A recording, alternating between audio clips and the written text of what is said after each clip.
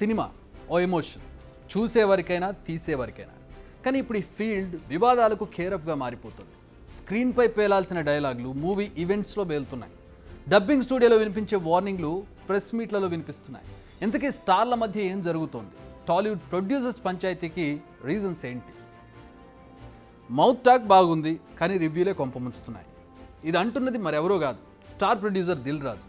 అస్సలు ఇంట్రడక్షన్ అవసరం లేని పేరు ఆయనది. ఎన్నో హిట్ సినిమాలు తీసిన రికార్డు ఆయనకుంది.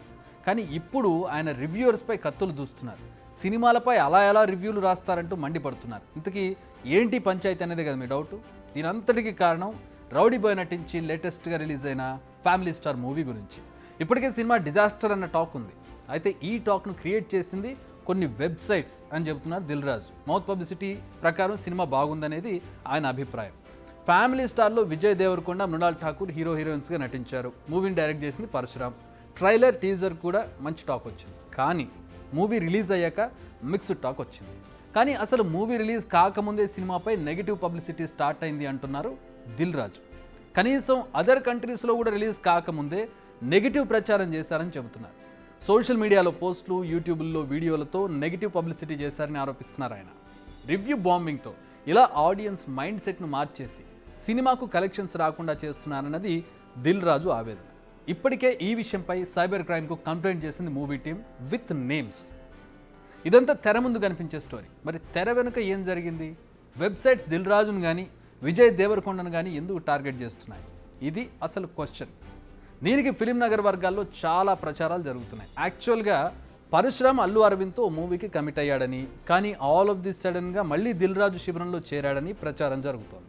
అప్పటి నుంచి దిల్ రాజును కొందరు టార్గెట్ చేశారన్న ప్రచారం జోరుగా కొనసాగుతుంది. కానీ తెలుగు ఇండస్ట్రీని శాసిస్తున్న అతి కొద్ది మందిలో దిల్ రాజు కూడా ఉన్నారు, అల్లు అరవింద్ కూడా ఉన్నారు.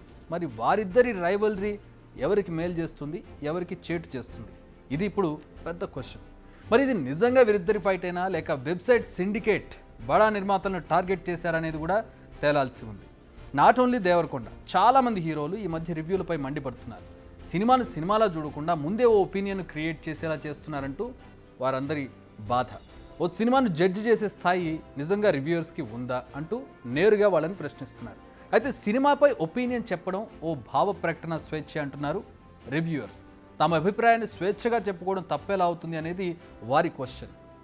అయితే ఈ డిబేట్ జరుగుతుండగానే దిల్ రాజు కేరళ కోర్టు తీర్పు అంటూ ఒక కొత్త టాపిక్ను తెరపైకి తీసుకొచ్చారు. మూవీ రిలీజ్ అయిన 3 రోజుల వరకు ఎలాంటి రివ్యూలు రాయొద్దంటూ కేరళ కోర్టు తీర్పు ఇచ్చింది. ఆ తీర్పుని ఇక్కడ కూడా ఇంప్లిమెంట్ చేయాలంటున్నారు దిల్ రాజు. దిల్ రాజు చెప్పింది ఇంప్లిమెంట్ అయితే ఏమవుతోంది? ఇక్కడే అసలు మతలబు ఉంది. మామూలుగా ఏ సినిమా ఫేట్ అయినా డిసైడ్ అయ్యేది మొదటి 3 రోజులు. ఎందుకంటే మోస్ట్ ప్రాబబ్లీ ఫ్రైడే రోజు రిలీజ్ అవుతుంది, అంటే శుక్రవారం రోజు రిలీజ్ అవుతుంది సినిమా. శుక్ర, శని, ఆది వీకెండ్ 3 రోజులు సెలవులు ఉంటాయి, ఖాళీగా ఉంటారు, సినిమాకి వెళ్ళాలనే ఒక ఇదిలో ఉంటారు ప్రజలు. సో దాంతో ఈ 3 రోజుల్లో చాలా కలెక్షన్స్ అయిపోతాయి, మెజారిటీ ఆఫ్ ది కలెక్షన్స్. గతంలో సినిమాలు 100 రోజులు ఆడేవి, కానీ ఇప్పుడు ఆ సీన్ లేదు, ప్రజలకు అంత ఓపిక కూడా లేదు. ఇప్పుడు వందలాది స్క్రీన్స్ అందుబాటులో ఉన్నాయి.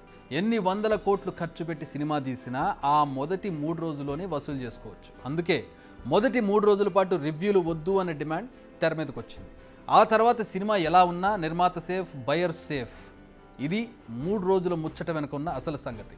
నిజానికి ఒక సినిమా బాగుంటే దాన్ని ఆపడం ఎవ్వరి తరం కాదు.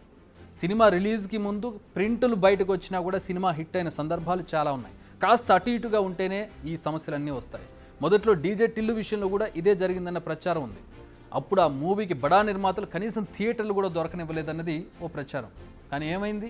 మూవీ జనాలకు నచ్చింది, చచ్చినట్టు థియేటర్లకు వచ్చారు, డబ్బులు ఇచ్చారు, సినిమా వాళ్ళు కూడా డబ్బులు సంపాదించుకున్నారు. ఇప్పుడు టిల్లు స్క్వేర్ విషయంలో కూడా నెగిటివ్ ప్రచారం చేయడానికి ట్రై చేశారు, కానీ అస్సలు వర్కౌట్ అవ్వలేదు. ఎందుకంటే సినిమాలో దమ్ ఉంది, జనాలకు నచ్చింది, కాసుల వర్షం కురిపిస్తుంది. లేటెస్ట్గా ఇంత హిట్ అయిన మూవీ మరొకటి లేదని చెప్పొచ్చు.